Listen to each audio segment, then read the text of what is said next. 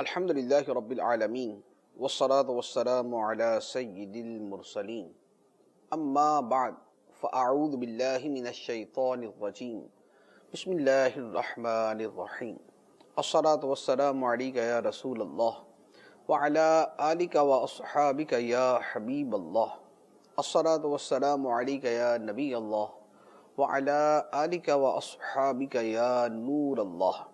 فیضان قرآن کے سلسلے میں حاضر ہیں اور آج سورۃ الاحزاب کی آیت نمبر 45 سے قرآن پاک کا درس سنیں گے۔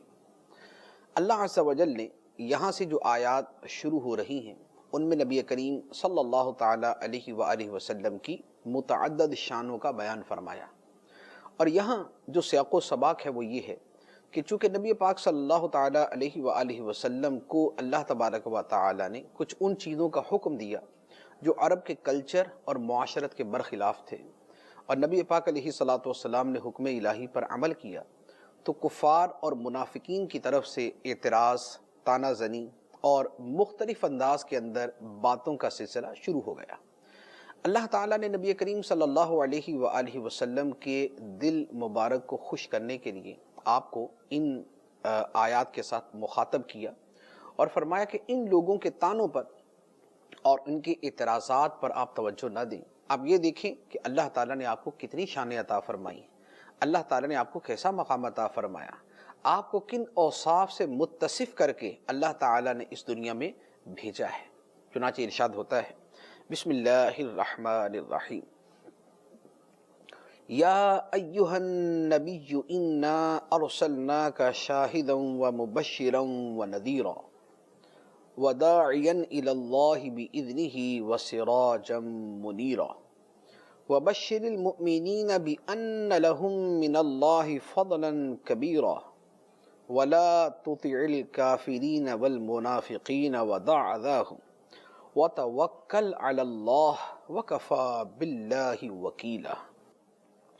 اے نبی، بے شک ہم نے تمہیں مشاہدہ فرمانے والا اور خوشخبری دینے والا اور ڈر سنانے والا بنا کر بھیجا، اور اللہ کی طرف اس کے حکم سے بلانے والا اور چمکا دینے والا آفتاب بنا کر بھیجا، اور ایمان والوں کو خوشخبری دے دو کہ ان کے لیے اللہ کا بڑا فضل ہے، اور کافروں اور منافقوں کی بات نہ مانو اور ان کی تکلیف کو چھوڑے رکھو اور اللہ پر بھروسہ رکھو، اور اللہ کافی کام بنانے والا ہے۔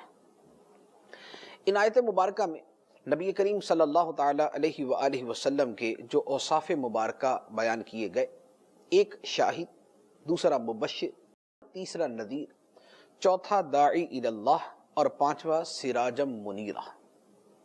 شاہد، انا ارسلناک شاہدا، اے نبی بے شک ہم نے آپ کو شاہد بنا کے بھیجا۔ شاہد کے عربی لغت میں متعدد معنی ہیں۔ اس کا ایک معنی ہے مشاہدہ کرنے والا، جو شخص مشاہدہ کرے اسے شاہد کہا جاتا ہے۔ نبی کریم صلی اللہ تعالیٰ علیہ وآلہ وسلم پر یہ معنی بہت سارے اعتبارات سے منطبق ہوتا ہے۔ ایک اس اعتبار سے بھی کہ نبی پاک صلی اللہ تعالیٰ علیہ وآلہ وسلم کو اللہ تعالیٰ نے جن مشاہدات سے سرفراز فرمایا وہ کائنات کے اندر کسی اور کو عطا نہیں کی۔ نبی پاک علیہ صلاۃ والسلام نے مشاہدہ کیا عرش و فرش کا، نبی پاک علیہ صلاۃ والسلام نے شب معراج مشاہدہ کیا زمین و آسمان میں اللہ کی عظمتوں اور اس کی عنایتوں اور اس کی قدرتوں اور اس کی نشانیوں کا۔ شب معراج نبی پاک صلی اللہ علیہ وآلہ وسلم نے مشاہدہ کیا ذات خدا کا، جسے دنیا کے اندر کسی نے اپنے سر کی آنکھوں سے نہیں دیکھا تھا۔ نبی کریم صلی اللہ تعالیٰ علیہ وآلہ وسلم نے شب معراج اللہ تعالیٰ کی قدرتوں اور نشانیوں کا مشاہدہ کیا، تو آقا کریم صلی اللہ علیہ وآلہ وسلم وہ مشاہدات فرمانے والے ہیں جو کائنات میں کسی کو اور نہیں عطا کیے گئے۔ اس اعتبار سے فرمایا کہ اے نبی بے شک ہم نے آپ کو مشاہدہ کرنے والا بنا کے بھیجا۔ پھر نبی کریم علیہ الصلوۃ والسلام کے وہ مشاہدات بھی ہیں کہ جن پہ عقلیں دنگ رہ جاتی ہیں۔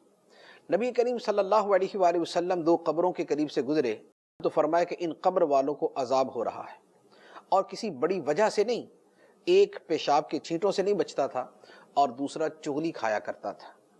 اب قبر کا عالم دوسرا جہان ہے، عالم برزخ دوسرا جہان ہے، یہ عالم دنیا، اس سے پہلے عالم ارواح، اگلا عالم برزخ، اس سے آگے عالم آخرت۔ نبی پاک صلی اللہ تعالیٰ علیہ وآلہ وسلم اس جہان میں ہیں اور اگلے جہان کا مشاہدہ فرما رہے ہیں۔ یہ ہے نبی پاک علیہ السلام مشاہدہ فرمانے والے۔ پھر آقا کریم صلی اللہ علیہ وآلہ وسلم مسجد نبوی شریف میں ہیں اور مسجد نبوی کے اندر نماز پڑھتے ہوئے آپ نے اپنا دست مبارک بلند کیا۔ صحابہ کرام نے نماز کے بعد عرض کی یا رسول اللہ، دوران نماز آپ نے اپنا ہاتھ مبارک آگے بڑھایا پھر پیچھے کر لیا، کیا وجہ تھی؟ نبی پاک صلی اللہ علیہ وآلہ وسلم نے ارشاد فرمایا کہ میں نے جنت کا مشاہدہ کیا اور جنت کے اندر انگور کا ایک خوشہ، ایک گچھا لٹک رہا تھا، میں نے ہاتھ بڑھایا کہ اسے میں توڑ لوں، پھر نہیں توڑا۔ مسجد نبوی میں ہے، جنت ساتوں آسمانوں سے اوپر ہے، نبی پاک علیہ السلام اس کا بھی مشاہدہ فرما رہے ہیں۔ تو یہ ہے انا ارسلناک شاہدا، بے شک ہم نے آپ کو مشاہدہ کرنے والا بنا کے بھیجا۔ اسی لیے علماء کرام نے اس طرح کے دلائل کی روشنی میں فرمایا کہ نبی پاک علیہ الصلاۃ والسلام امت کے اعمال کا مشاہدہ کرنے والے ہیں۔ امت کے اعمال نبی پاک علیہ السلام کی بارگاہ میں پیش کیے جاتے ہیں۔ آقا کریم صلی اللہ علیہ وآلہ وسلم اپنے علم اور اللہ کی دی ہوئی قدرت و اختیار کے ساتھ جس جگہ پر موجود ہونا چاہیں، آنا چاہیں، آ سکتے ہیں۔ تو یہ ہے کہ نبی پاک علیہ السلام اس معنی کے اعتبار سے شاہد ہیں۔ اب شاہد کا معنی ہوا حاضر، اور اس کا ترجمہ اعلیٰ حضرت علی رحمہ نے اسی لیے فرمایا کہ اے نبی، بے شک ہم نے تجھے حاضر و ناظر بنا کے بھیجا۔ نبی پاک علیہ الصلاۃ والسلام جہاں پر موجود ہونا چاہیں وہاں آ سکتے ہیں، جس چیز کو دیکھنا چاہیں اسے دیکھ سکتے ہیں، بلکہ مشاہدہ فرما رہے ہیں۔ تو یہ معنی بھی اپنی جگہ پر درست ہے۔ اسی طرح شاہد کا معنی گواہ بھی ہے، جیسے ہم عام لفظ استعمال کرتے ہیں شہادت، گواہی دینا، شاہد گواہی دینے والا۔ نبی پاک علیہ الصلاۃ والسلام گواہ ہیں، آپ دنیا کے اندر خدا کی وحدانیت کے گواہ ہیں، اللہ تعالیٰ ایک ہے اس کی گواہی دیتے ہیں، اور قیامت کے دن آپ گواہی دیں گے کہ آپ نے اپنا پیغام امت تک سارے کا سارا پہنچا دیا تھا، جس کے پہنچانے کا اللہ نے حکم دیا آپ نے وہ پہنچا دیا تھا۔ تو نبی پاک علیہ الصلاۃ والسلام اس معنی کے اعتبار سے گواہ بھی ہیں۔ تو گویا ہم اس کا ترجمہ کر سکتے ہیں کہ اے نبی، بے شک ہم نے تمہیں ہر چیز کا مشاہدہ فرمانے والا بنا کے بھیجا۔ اے نبی، بے شک ہم نے تجھے حاضر و ناظر بنا کے بھیجا۔ اے نبی، بے شک ہم نے تمہیں گواہ بنا کے بھیجا جو امت کے حق میں گواہی دے گے۔ دوسرا معنی فرمایا خوشخبری دینے والا اور ڈر سنانے والا۔ نبی پاک علیہ الصلاۃ والسلام نے خوشخبریاں عطا فرمائیں، مطلق بھی ہیں کہ جو یہ عمل کرے گا اسے یہ ثواب ملے گا، جو یہ عمل کرے گا اسے یہ بدلہ ملے گا، جو یہ عمل کرے گا اسے یہ جزا ملے گی، یہ بھی خوشخبری۔ اور نبی پاک علیہ الصلاۃ والسلام نے اللہ کے دیے ہوئے علم سے غیب کی وہ خوشخبریاں بھی عطا فرمائیں جو بغیر اللہ کے بتائے کوئی نہیں جان سکتا اور نہ بتا سکتا ہے۔ نبی پاک علیہ الصلاۃ والسلام نے صحابہ کرام کو متعین کر کر کے ارشاد فرمایا یہ جنتی ہے، یہ جنتی ہے، یہ جنتی ہے۔ جیسے عشرہ مبشرہ 10 صحابہ کرام جنہیں ایک ہی فرمان کے اندر نبی پاک علیہ الصلاۃ والسلام نے جنت کی بشارت عطا فرمائی۔ اسی طرح امام حسن حسین رضی اللہ تعالیٰ عنہما فرمایا 9 جوانان جنت کے سردار ہیں۔ حضرت فاطمہ کو ارشاد فرمایا جنتی عورتوں کی سردار ہیں۔ اسی طرح اور متعدد صحابہ کرام کے بارے میں فرمایا کہ اس کا گھر میں نے جنت میں دیکھا، اس کا محل میں نے جنت میں دیکھا، اس کی بیوی میں نے جنت میں دیکھی۔ تو نبی پاک علیہ الصلاۃ والسلام نے خوش خبریاں عطا فرمائیں۔ تو اللہ تعالیٰ فرماتا ہے کہ اے نبی، بے شک ہم نے تجھے خوش خبریاں دینے والا بنا کے بھیجا اور ڈر سنانے والا، کہ ڈر کی خبریں دیں کہ اگر یہ عمل کرو گے تو یہ سزا ملے گی، وہ عمل کرو گے تو اللہ کا عذاب یوں آئے گا، نماز چھوڑو گے، روزہ چھوڑو گے، زکوٰۃ نہیں دو گے، حج نہیں کرو گے، غیبت کرو گے، چغلی کھاؤ گے، جھوٹ بولو گے، یہ گناہ کرو گے، کفر کرو گے، شرک کرو گے تو اس کا انجام یہ ہوگا۔ تو یہ جو وارننگز ہیں، یہ جو ڈر کی خبریں ہیں، نبی پاک صلی اللہ تعالیٰ علیہ وآلہ وسلم نے یہ بھی سنائی۔ تو اس اعتبار سے آپ کا لقب ہوا نذیر، ڈر سنانے والا، ڈر کی خبریں دینے والا۔ پھر ارشاد فرمایا وداعیا الی اللہ باذنہ، اللہ کے حکم سے اس کی طرف بلانے والا، اللہ کی طرف بلانے والا۔ نبی پاک علیہ الصلاۃ والسلام اللہ کی طرف بلانے والے۔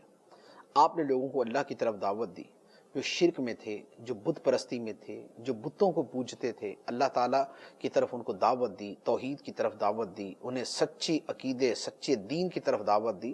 تو یہ نبی پاک علیہ الصلاۃ والسلام کا منصب تھا، داعی الی اللہ وسراجا منیرا۔ اور نبی پاک علیہ السلام روشن کر دینے والا سورج ہیں۔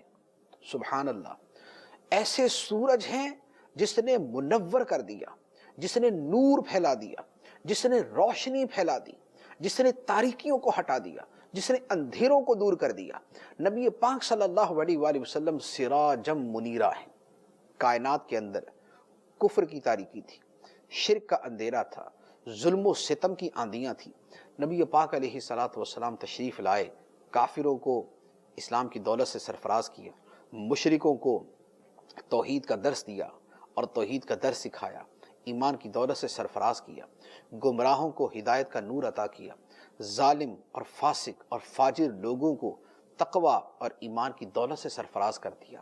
آقا کریم صلی اللہ علیہ وآلہ وسلم کی یہ برکتیں تھیں کہ دنیا کے اندر نظام عدل آیا، اسلامی حکمران ہوئے، عدل و انصاف کا دور دورہ ہوا۔ تو آقا کریم علیہ الصلاۃ والسلام کی تشریف آوری سے ہدایت کا نور، انصاف کا نور، عدل کا نور، قرآن کا نور، وحدانیت کا نور، اسلام اور ایمان کا نور کائنات میں ہر سو پھیل گیا۔ تو یہ نبی پاک علیہ الصلاۃ والسلام کا وہ لقب مبارک تھا، وَسِرَاجًا مُنِيرًا، ایسا سورج کہ جو خود تو روشن ہے، خود تو نور کا منبع ہے، خود تو نور کا مجسمہ ہے، لیکن وہ ایسا مجسمہ ہے، وہ ایسا نور ہے کہ جس نے اپنے نور کو پھیلا دیا۔ منیرا، جو روشن کرنے والا ہے، جو نور پھیلانے والا ہے، جو روشنی کو عام کرنے والا ہے۔ نبی پاک علیہ الصلاۃ والسلام اس وصف سے متصف ہیں اور ایسا روشن کر دینے والا سورج ہے۔ تو یہ 5 اوصاف ہیں جو اللہ تعالیٰ نے یہاں پر بیان فرمائے کہ اے نبی، بے شک ہم نے تمہیں مشاہدہ فرمانے والا اور خوشخبری دینے والا اور ڈر سنانے والا اور اللہ کی طرف اس کے حکم سے بلانے والا اور چمکا دینے والا آفتاب بنا کر بھیجا۔ لہذا جس کی یہ شانیں ہوں، جس کا یہ مرتبہ ہو، جس کا یہ مقام ہو، اسے کافروں کے، منافقوں کے بغض و عناد، ان کے طعن و تشنیع کی کیا پرواہ؟ اس کو پرواہ کرنی ہی نہیں چاہیے۔ خدا کے فضل پہ نظر رکھے، خدا کی عطا پہ نظر رکھے، اللہ نے جو مرتبے دیے ہیں انہیں دیکھے، لہذا ان کافروں کی باتوں کی طرف توجہ نہ دی جائے۔ اب اس کے بعد اگلی آیت میں جو فرمایا گیا، فرمایا اور ایمان والوں کو خوشخبری دے دو کہ ان کے لیے اللہ کا بڑا فضل ہے۔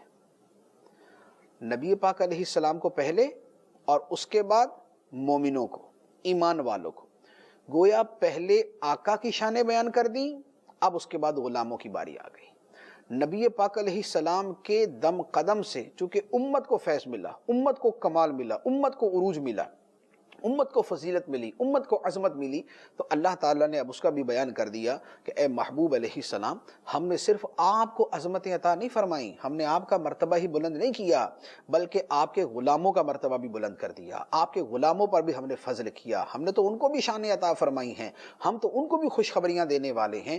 تو گویا آقا کو شانیں عطا کی گئی، آقا کے صدقے امت کو بھی شانیں عطا کی گئی۔ تو فرمایا کہ ایمان والوں کو خوشخبری دے دو کہ ان کے لیے اللہ کا بڑا فضل ہے، اللہ کا بڑا فضل ہے۔ کون سا فضل ہے؟ اللہ تعالیٰ کے جو فضل ہیں وہ بے انتہا ہے، اس کی بہت صورتیں ہیں، اس کی بہت سی قسمیں ہیں۔ امت کے لیے اللہ تعالیٰ کا ایک تو بہت بڑا فضل یہ ہے کہ خود وہ محمد مصطفیٰ صلی اللہ علیہ وآلہ وسلم کی امت میں سے ہے۔ یہ بھی اللہ کا فضل کہ اللہ تعالیٰ نے ہمیں محمد مصطفیٰ صلی اللہ علیہ وآلہ وسلم کی امت میں داخل کیا۔ اللہ تعالیٰ کا یہ بھی فضل ہے کہ اللہ تعالیٰ نے اپنی سب سے افضل کتاب قرآن ہمیں عطا فرمائی۔ اللہ تعالیٰ کا یہ بھی امت پہ فضل ہے کہ اللہ تعالیٰ نے سب سے بہترین دین اور آخری دین اسلام ہمیں عطا فرمائی۔ اللہ کا یہ بھی فضل ہے کہ جو نیک اعمال کرے گا جنت میں جائے گا۔ اللہ کا یہ بھی فضل ہے کہ کم عمل کریں گے اللہ تعالیٰ ثواب زیادہ عطا فرمائے گا، یہ امت عمل تھوڑا کرتی ہے خدا ثواب زیادہ عطا فرماتا ہے، یہ بھی اللہ تعالیٰ کی طرف سے فضل۔ اچھا، پھر فضل کا ایک مطلب برتری بھی ہوتا ہے، یعنی دوسروں پر فوقیت۔ اس امت کے لیے خوشخبری ہے کہ اللہ کی طرف سے ان کے لیے بہت بڑی برتری ہے۔ کیا برتری ہے؟ کہ یہ دوسری امتوں سے افضل ہے، جیسے ان کا نبی دوسرے نبیوں سے افضل ہے، اس طرح یہ امت دوسری امتوں سے افضل ہے۔ تو نبی پاک علیہ الصلوۃ والسلام کی امت کو یہ بشارت بھی عطا فرمائی گئی، وَبَشِّرِ الْمُؤْمِنِينَ بِأَنَّ لَهُم مِّنَ اللَّهِ فَضْلًا كَبِيرًا، اور ایمان والوں کو خوشخبری دے دو کہ ان کے لیے اللہ کا بڑا فضل ہے۔ اگلی بات جو ارشاد فرمائی، اور کافروں اور منافقوں کی بات نہ مانو۔ اگر یہ خطاب نبی پاک علیہ الصلوۃ والسلام سے ہے تو یہ اس معنی میں ہے کہ اے محبوب، جیسے آج تک آپ نے دین کے معاملے میں کافروں کی بات نہیں مانی، منافقوں کی بات نہیں مانی، کافروں نے آپ کو بہت ساری آفرز دیں، بہت سی پیشکش کی کہ آپ ہمارے خداؤں کو مان لیں، یا آپ اپنے دین کی دعوت کو تھوڑا سا یوں کر لیں، تھوڑا سا یوں موڑ لیں، ہم آپ کو مال دیں گے، ہم آپ کو عورتیں دیں گے، ہم آپ کو سلطنت دیں گے، ہم آپ کو فلاں چیز دیں گے۔ لیکن آپ نے تمام چیزوں کو ٹھکرا دیا، آپ نے تمام چیزوں کو ٹھکرا دیا اور یہ فرمایا کہ اگر یہ لوگ میرے ایک ہاتھ پہ سورج اور دوسرے ہاتھ پہ چاند رکھ دیں اور پھر مجھے کہیں کہ دعوت توحید سے بعد آ جاؤں، میں پھر بھی بعد نہیں آؤں گا۔ تو جیسے آج تک آپ نے ان کی بات نہیں مانی کافروں کی اور منافقوں کی، آئندہ بھی آپ ان کی بات نہ مانیے گا، اپنی سابقہ روش پر آپ قائم رہیے گا، اس پر آپ ثابت قدمی دکھائیے گا، اس پر مستقیم رہیے گا۔ تو یہ اس معنی کے اعتبار سے۔ اور جہاں تک ان کی طرف سے تکلیف دینے والی باتیں ہیں کہ آپ ان کے عقائد پہ زد لگاتے ہیں، ان کی رسوم کو توڑتے ہیں، یا آپ کو برا بلا کہتے ہیں، یا آپ کے خلاف باتیں کرتے ہیں، تو فرمایا وَدَعْ أَذَاهُمْ، ان کی تکلیف دہ باتوں کو چھوڑ دو، وَتَوَكَّلْ عَلَى اللَّهِ، اور اللہ پہ بھروسہ کرو، اللہ پہ بھروسہ کرو، ان کی باتوں کی پرواہ نہ کرو، اللہ کافی کام بنانے والا ہے، آپ کے کام اللہ بنائے گا، آپ کے کاموں کو اللہ پورا کرے گا، لہٰذا ان کی باتوں کو دیکھنے، سوچنے اور ان کی طرف توجہ دینے کی حاجت نہیں۔ یہ اس مفہوم کے اعتبار سے کہ یہ خطاب نبی پاک صلی اللہ علیہ وآلہ وسلم سے ہے، اور اگر آپ کے ذریعے سے امت کو ہے یا آپ کے ذریعے صرف امت کو ہے تو یہ بنے گا کہ اے نبی کے امتیو، کافروں کی باتیں نہ مانو، منافقوں کی اطاعت نہ کرو، ان کے نقش قدم پہ نہ چلو، اور ان کی تکلیف دہ باتوں کو چھوڑ دو، اللہ پہ بھروسہ رکھو، اللہ کافی کام بنانے والا ہے۔ اگر یہ معنی لے تو پھر یہ معنی ہمارے اعتبار سے ہے کہ ہمیں یہ حکم دیا جا رہا ہے کہ کافروں اور منافقوں کی بات نہ مانو، وہ تمہیں دین سے ورغلانے کے لیے، وہ تمہیں چکنی چپڑی باتیں سنانے کے لیے، وہ تمہارے دین کے احکام کو گھمائیں گے پھرائیں گے، تمہارے دینی شعائر اور دینی تعلیمات کو وہ کبھی جو ہے وہ روشن خیالی کے خلاف قرار دیں گے، کبھی وہ آزادی کے خلاف قرار دیں گے، کبھی وہ ہیومن رائٹس کے خلاف قرار دیں گے۔ تمہارے سامنے دین کے مد مقابل، پردے کے مقابلے میں بے پردگی کا لفظ، بے پردگی لے کر آئیں گے، لیکن حقوق نسواں کے نام سے، وہ سود کی حرمت کے مقابلے میں سود ہی لے کے آئیں گے، لیکن ترقی کے نام پہ، خوشحالی کے نام پہ، وہ موسیقی کی حرمت کے مقابلے میں موسیقی ہی لے کے آئیں گے، لیکن اس موسیقی کو آرٹ اور فن اور انجوائمنٹ اور امیوزمنٹ اور اس طرح کے رنگ برنگے نام دیں گے، لیکن کسی بھی صورت کافروں کی، منافقوں کی بات نہیں ماننی۔ یہ خواہ دین کے مد مقابل کھل کر آئیں یا گھما پھرا کے آئیں، الفاظ بدل کے آئیں، الفاظ دوسرے استعمال کر کے آئیں، ان کی بات نہیں ماننی۔ تو یہ نبی پاک صلی اللہ تعالیٰ علیہ وآلہ وسلم اور آپ کی امت کے حوالے سے کلام ہوا۔ ارشاد ہوتا ہے یا ایھا الذین آمنوا اذا نکحتم المؤمنات ثم طلقتموهن من قبل ان تمسوهن فما لكم عليهن من عدة تعتدونها فمتعوهن وسرحوهن سراحا جمیلا۔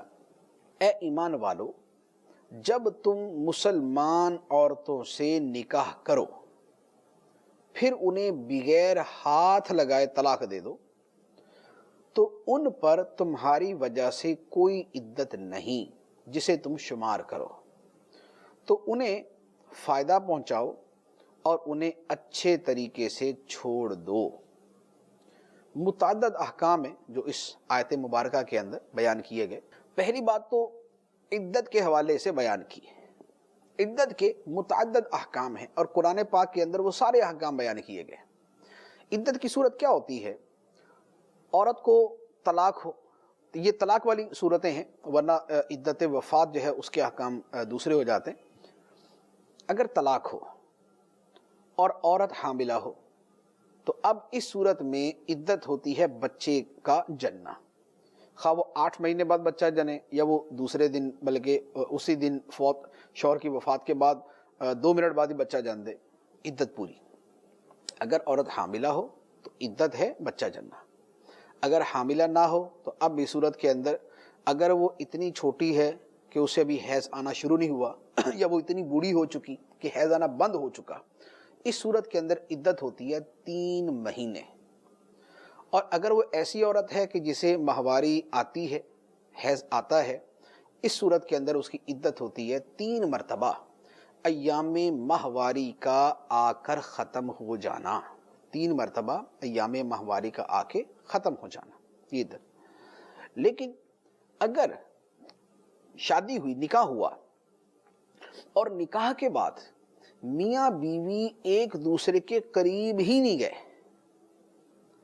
وہ خلوت میں جمع ہی نہیں ہوئے، وہ تنہائی کے اندر گئے ہی نہیں، جسے خلوت کہا جاتا ہے شرعی اعتبار سے، تو ایسی صورت میں حکم شرعی یہ ہے کہ اب جو یہاں پر آیت میں بیان کیا گیا کہ اگر عورتوں سے ہم بستری سے پہلے تم انہیں طلاق دے دو، نکاح تو ہوا لیکن قربت کی نوبت نہ آئی اور خلوت نہ ہوئی، تو ایسی صورت میں عورت پر عدت نہیں، ایسی صورت میں عورت پر عدت نہیں۔ ایسی صورت میں عورت طلاق کے فوراً بعد بھی اگر آگے نکاح کرنا چاہے تو کر سکتی ہے۔ یہ مثال کے طور پہ شوہر امریکہ میں تھا، لڑکی پاکستان میں تھی، دونوں کا نکاح ہوا، اب نکاح کے بعد آپس میں فون پہ بات چیت چلتی رہی، لیکن کسی بات پہ لڑائی ہوگی، شوہر نے وہیں سے طلاق دے دی، تو اب شوہر وہاں تھا، لڑکی یہاں ہے، اور اب ایسی صورت کے اندر عدت کا حکم کیا ہے؟ کوئی عدت نہیں۔ جب میاں بیوی کے درمیان خلوت ہی نہیں ہوئی کہ جس میں وہ قربت کر سکتے، تو ایسی صورت کے اندر عدت نہیں ہوتی۔ یہاں پر آیت کے اندر وہی بیان کیا گیا کہ ثم طلقتموہن من قبل ان تمسوہن فما لکم علیہن من عدت تعتدونہا، کہ اگر ان کو چھونے سے پہلے تم نے انہیں طلاق دے دی تو تمہارے لیے ان پر کوئی عدت نہیں ہے جسے تم شمار کرو۔ یہ ایک مسئلہ یہاں پر بیان کیا گیا۔ اب دوسرا مسئلہ فمتعوہن، اور انہیں کچھ فائدہ پہنچاؤ۔ اس سے کیا مراد ہے؟ اس سے مراد ہے مہر، جو مہر، حق مہر جسے ہم کہتے ہیں۔ اب حق مہر کی بھی بہت ساری صورتیں ہیں۔ حق مہر اگر طے ہوا کہ مثلا 50,000 روپے حق مہر ہے، 50,000 روپے حق مہر پہ نکاح ہوا، اور اب میاں بیوی کا آپس میں ملاپ ہوا، پھر طلاق ہو گئی، تو جتنا مہر طے کیا پورے کا پورا دینا ہوگا۔ 50,000 ہے تو 50,000 پورا دینا ہوگا۔ اگر مہر مقرر تو کیا 50,000 مہر ہوگا، لیکن بغیر قربت کے طلاق ہو گئی، ایسی صورت میں آدھا مہر دینا ہوتا ہے۔ ایسی صورت میں آدھا، یعنی 50 کی جگہ اب 25,000 مہر دیں گے۔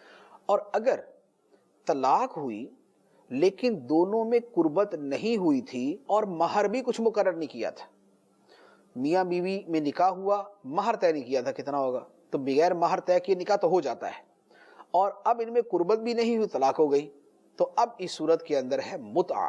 متعہ کیا ہے؟ متعہ کا مطلب ہے 3 کپڑوں پر مشتمل ایک جوڑا دینا، 3 کپڑوں پر مشتمل ایک جوڑا دینا، یہ بطور مہر کے عورت کو دیا جائے گا۔ تو یہاں پر یہ جو تیسری صورت ہے، یہ یہاں پر اس کا بیان ہے کہ نکاح ہوا، مہر طے نہیں کیا گیا تھا، اور بغیر ایک دوسرے کے قریب ہوئے طلاق ہو گئی، تو اس صورت کے اندر یہ والا حکم۔ یہ دوسرا حکم۔ تیسرا حکم جو بیان کیا، وَسَرِّحُوهُنَّ سَرَاحًا جَمِيلًا، ایک تو ان کو فائدہ پہنچاؤ، اور دوسرا انہیں اچھے طریقے سے چھوڑ دو۔ اچھے طریقے سے عورتوں کو چھوڑ دو۔ اچھے طریقے سے چھوڑنے سے کیا مراد ہے؟ اچھے طریقے سے چھوڑنے سے مراد یہ ہے کہ یہ ٹھیک ہے کہ طلاق ہو گئی، لیکن طلاق کے بعد یا طلاق سے پہلے وہ حرکتیں نہ کی جائیں جو لوگوں میں اور معاشرے میں ہوتی ہیں۔ طلاق ہو جائے تو کیا ہوتا ہے؟ نمبر ایک، دونوں ایک دوسرے کے جانی دشمن، ان کے خاندان ایک دوسرے کے دشمن، لڑکی والے دنیا کے کسی خطے میں بھی چلے جائیں گے، لڑکے اور اس کے گھر والوں پہ لان تان ملامت الزامات شکایات شروع کر دیں گے، لڑکے والے وہ دنیا میں کہیں جائیں گے، وہ لڑکی کو بدنام کرنے کی کوشش کریں گے، آگے کہیں شادی ہوگی تو پہلے لڑکی سے پہلے وہ پہنچے ہوں گے کہ ہم جا کے بتاتے یہ لڑکی کیسی ہے۔ مکے مدینے بھی چلے جائیں گے نا، وہاں جا کے بھی وہ لڑکے والے لڑکی کی اور لڑکی والے لڑکے کی غیبتیں ہی کریں گے، ظلم کیا اور یہ کیا اور وہ کیا۔ تو اللہ تعالیٰ فرماتا ہے کہ جب تم نے چھوڑنا ہی ہے وَسَرِّحُوهُنَّ سَرَاحًا جَمِيلًا، اچھے طریقے سے چھوڑو، یہ شکایتوں کے دفتر نہ کھولو، یہ غیبتوں کی بہتات نہ کرو، یہ الزام تراشیاں نہ کرو، ایک دوسرے کو ایذا نہ پہنچاؤ، ایک دوسرے کو بدنام کرنے کی کوششیں نہ کرو، ایک دوسرے کا جینا دوبھر کرنے کی کوششیں نہ کرنا۔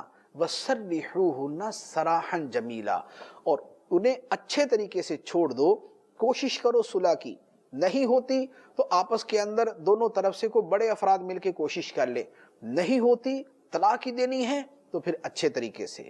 اب یہ اس کی شکایتیں دنیا کو نہ سناتا پھرے اور یہ لڑکی اس کی شکایتیں دنیا کو نہ سناتی پھرے۔ تو یہ ہے ہمارے دین کا حکم، یہ ہے ہمارے دین کا حکم کہ اگر ایک دوسرے کے عیوب سامنے آئے بھی تھے، خامیاں اور خرابیاں سامنے آئی بھی تھیں، لیکن جب طلاق دینی ہے تو ان کا ڈنڈورا نہیں پیٹنا، ان کا اعلان عام نہیں کرتے پھرنا، ان کی منادی نہیں کرتے پھرنا، اس کے پوسٹر نہیں چھاپنا، بلکہ اچھے طریقے سے ایک دوسرے کو چھوڑ دو۔ کاش کہ شریعت کے اس حکم پہ ہمارا عمل ہو جائے۔ جن گھروں کے اندر ایسا معاملہ طلاق کا ہو جاتا ہے، اگر اس حکم کے اوپر عمل ہو جائے تو سبحان اللہ ہمارے معاشرے سے کتنی ساری برائیاں اور خرابیاں ختم ہو جائیں۔ لیکن اب تو یہ حال ہوتا ہے کہ طلاق بس جب پتہ چل گیا کہ طلاق قریب ہے، اس کے بعد دونوں کی کوشش ہوتی ہے، میاں بیوی کی اور ان کے خاندانوں کی کوشش ہوتی ہے کہ دوسرے خاندان کو تباہ کر کے رکھ دیں، بدنام کر دیں، ان کو منہ دکھانے کے قابل نہ چھوڑے، ان پہ جو ظلم زیادتی کر سکتے ہیں وہ کرے۔ یہ سراسر اللہ اور اللہ کے رسول کے حکم کی خلاف ورزی ہے۔ اگر قرآن کے اس حکم پہ عمل ہو تو ہمارے معاشرے کی ایک بہت بڑی برائی ختم ہو سکتی ہے۔ اللہ تعالی ہمیں عمل کرنے کی توفیق عطا فرمائے۔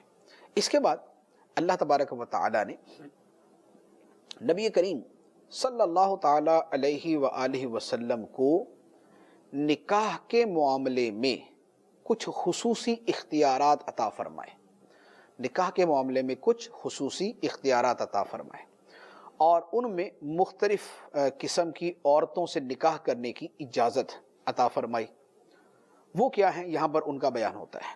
ارشاد فرمایا، یا ایہا النبی انا احللنا لک ازواجک اللاتی آتیت اجورہن وما ملکت یمینک مما افاء اللہ علیک وبنات عمک وبنات عماتک وبنات خالک وبنات خالاتک اللاتی حاجرن معک وامرأة مؤمنة ان وهبت نفسها للنبی ان اراد النبی ان يستنكحها خالصة لك من دون المؤمنين قد علمنا ما فرضنا عليهم في ازواجهم وما ملكت ايمانهم لكي لا يكون عليك حرج وكان الله غفورا رحيما۔ اے نبی، ہم نے تمہارے لیے تمہاری وہ بیویاں حلال فرما دی جنہیں تم مہر دو، اور تمہاری مملوکہ کنیزیں جو اللہ نے تمہیں مال غنیمت میں دی، اور تمہارے چچا کی بیٹیاں اور تمہاری پھپھیوں کی بیٹیاں اور تمہارے ماموؤں کی بیٹیاں اور تمہاری خالاؤں کی بیٹیاں جنہوں نے تمہارے ساتھ ہجرت کی، اور ایمان والی عورت بھی حلال کی اگر وہ اپنی جان نبی کی نذر کرے، اگر نبی اسے نکاح میں لانا چاہے۔ یہ جو اجازت ہے کہ بغیر مہر کے کوئی اپنے آپ کو نبی کی بارگاہ میں پیش کرے تو اس سے بھی نکاح کی اجازت ہے۔ فرمائے کہ یہ خاص تمہارے لیے ہے، دیگر مسلمانوں کے لیے نہیں۔ ہمیں معلوم ہے جو ہم نے مسلمانوں پر ان کی بیویوں اور ان کی مملوکہ کنیزوں میں مقرر کیا ہے۔ اے حبیب، یہ ساری رعایتیں اس لیے ہیں تاکہ تم پر کوئی تنگی نہ ہو، اور اللہ بخشنے والا مہربان ہے۔ اس آیت مبارکہ میں ارشاد فرمایا کہ وہ عورتیں کہ جنہیں آپ مہر ادا کریں آپ کے لیے حلال، مملوکہ کنیزیں جو مال غنیمت میں آئیں وہ آپ کے لیے حلال، بطور مال فے کے آئیں وہ آپ کے لیے حلال۔ دوسرے نمبر پہ تمہارے چچا کی بیٹیاں، پھپھیوں کی بیٹیاں، ماموں کی بیٹیاں، خالاؤں کی بیٹیاں جنہوں نے تمہارے ساتھ ہجرت کی، کہ ہجرت انہوں نے کی تھی جو ایمان والی تھی، تو وہ تمہارے لیے حلال۔ تو یہ تو وہ رشتے ہیں جو ویسے بھی سب کے لیے حلال ہے۔ مہر دیں گے، مہر دے کے نکاح حلال ہے۔ مملوکہ کنیزیں جو بطور جو جنگ کے اندر حاصل ہوتی ہیں وہ بھی حلالی ہوتی ہیں۔ اسی طرح چچا کی بیٹیاں، پھوپھی کی بیٹیاں، ماموں خالہ کی بیٹیاں یہ حلال ہوتی ہیں۔ تیسری قسم جو ہے یہ بطور خاص ہے کہ ایمان والی عورت اگر وہ اپنی جان نبی کی نذر کرے، اگر نبی اسے نکاح میں لانا چاہے، یعنی اگر کوئی عورت نبی پاک علیہ الصلوۃ والسلام کی خدمت میں یہ عرض کرے کہ میں نے اپنی جان آپ کو ہبہ کی، تو نبی پاک علیہ السلام بغیر اسے مہر کے اسے اپنے نکاح میں لا سکتے ہیں۔ تو فرمایا کہ یہ جو اجازت ہے یہ خاص آپ کے لیے ہے، دیگر مسلمانوں کے لیے نہیں ہے۔ اور ہمیں پتہ ہے کہ ہم نے مسلمانوں پر بیویوں اور کنیزوں کے حوالے سے کیا مقرر کیا ہے۔ آپ کو جو رعایتیں دی ہیں یہ اس لیے تاکہ آپ پر تنگی نہ ہو، اور اللہ بخشنے والا مہربان ہے۔ یہاں پر دو باتیں، ایک تو نبی کریم صلی اللہ علیہ وآلہ وسلم کی ذات مبارکہ کے حوالے سے یہ پتہ چلا کہ اللہ تعالیٰ نے اپنے نبی کو بہت سے شرعی اختیارات عطا فرمائے، بہت سے شرعی اختیارات عطا فرمائے۔ دوسروں کے لیے حکم کچھ اور ہے، نبی پاک علیہ الصلوۃ والسلام کے لیے حکم کچھ اور ہے۔ تو یہ چند معاملات میں اللہ تعالیٰ نے نبی پاک علیہ السلام کو خصوصی رعایتیں عطا فرمائیں۔ دوسرے نمبر پر یہ ہے کہ نبی پاک علیہ السلام کو یہ رعایتیں عطا فرمانے کا مقصد کیا ہے؟ تاکہ ان پر کوئی تنگی نہ ہو، اللہ تعالیٰ کی طرف سے ان کو سہولت ہو، ان کو آسانی ہو، اور وہ اپنے سارے امور رسالت جو ہے وہ اعلیٰ انداز میں اور اچھے انداز کے اندر، مزید اچھے انداز کے اندر ادا کر سکے۔ اب یہاں پر دو سوال ہوتے ہیں۔ ایک تو یہ ہے کہ نبی پاک علیہ الصلوۃ والسلام کے لیے جو خصوصی اختیارات ہیں یہ کیوں؟ ایک دوسرا، نبی پاک علیہ الصلوۃ والسلام کو 4 سے زیادہ نکاح کرنے کی اجازت تھی، کیوں؟ اس کی حکمت کیا ہے؟ اب اس کا جو سب سے آسان ترین جواب ہے وہ تو اللہ تعالیٰ نے خود قرآن کی اس آیت کے شروع میں بیان کر دیا۔ فرمایا کہ ہر سوال کرنے والے کو سیدھا ایک جواب، یا ایھا النبی انا احللنا لک، اے نبی بے شک یہ سب کچھ جو آپ کے لیے حلال کیا ہے یہ ہم نے کیا ہے، اللہ نے کیا ہے۔ اللہ قادر ہے، خالق ہے، مالک ہے، رازق ہے، قادر مطلق ہے، جملہ اختیارات رکھنے والا ہے۔ تو یہ اس کا اختیار ہے، وہ جس کے لیے جو چاہے حلال کر دے، جس کے لیے جس چیز سے چاہے منع فرما دے۔ تو جب اللہ سپریم ہے، اللہ عز و جل کے پاس اصل اتھارٹی ہے، اسی کے اختیارات ہیں، تو وہ جس کے لیے جیسے چاہے کر دے۔ اب مثال کے طور پہ آخر جو محرم عورتیں ہیں، محرم عورتیں، ان میں اور جو دنیا کی عام عورتیں ہیں ان میں کوئی جنس کے اعتبار سے فرق ہوتا ہے؟ مثلا ہمشیرہ ہے اور کزن ہے، چچا کی بیٹی ہے اور باپ کی بیٹی ہے، ایک باپ کی بیٹی بہن ہو گئی، چچا کی بیٹی کزن ہو گئی۔ ان دونوں میں جنس کے اعتبار سے کیا فرق ہے؟ کیا یہ لڑکی نہیں ہے وہ لڑکی ہے، یا وہ لڑکی نہیں ہے یہ لڑکی ہے؟ لیکن اللہ نے اس کو حرام کیا، اس کو حلال کیا۔ اچھا چلے یہ تو یہاں بولیں گے نہیں جی وہ تو چونکہ گھر کی ہے اور جو ایک ہی باپ ماں باپ سے پیدا ہوئے تو ایک قربت ہے، ایک بڑا قریبی رشتہ ہے، عقل ہی اس کو نہیں مانتی۔ ٹھیک ہے جی، عقل نہیں مانتی۔ جس لڑکی کے ساتھ کسی عورت کا دودھ پیا ہو، وہ لڑکی دودھ کے رشتے سے بہن بن جاتی ہے۔ اس میں اور کسی عام لڑکی میں کیا فرق ہے؟ چچا کی ایک بیٹی نے کسی کے ساتھ کسی عورت کا دودھ نہیں پیا، دوسری نے پیا ہوا ہے۔ جس چچا کی جس لڑکی نے دودھ نہیں پیا وہ حلال ہے، جس نے دودھ پی لیا وہ حرام ہے۔ کیوں؟ کیا اس کی کوئی جنس میں فرق آ گیا، یا اس کے اندر کوئی اس کے اندر تکوینی تبدیلی آ گئی، یا اس کے اندر کوئی اور ایسا کوئی اثر پیدا ہو گیا؟ کیا ہو گیا؟ اللہ نے حرام کیا ہے۔ تو اللہ کے اختیار کو جب ان چیزوں کے اندر مانا جاتا ہے تو پھر دوسری جگہ کیسے کلام ہو سکتا ہے؟ ایک عورت ہم پہ حرام ہوتی ہے، ہم ایک جملہ بولتے ہیں کہ میں نے تم سے اتنے مہر پر نکاح کیا، دو بندوں کے سامنے بول دیا، اس نے کہا جی میں نے قبول کیا۔ ایک سیکنڈ پہلے یا ایک منٹ پہلے جو عورت ہم پہ حرام تھی یہ جملہ بولنے سے حلال ہو گئی، تو اس جملے کے اندر ایسا کون سا جنتر منتر ہے، اس جملے کے اندر ایسی کون سی تاثیر ہے کہ اس نے حلال کر دیا؟ اس جملے کو اللہ نے حلت کا ذریعہ بنایا، اس جملے کو اللہ نے حلت کا ذریعہ بنا دیا۔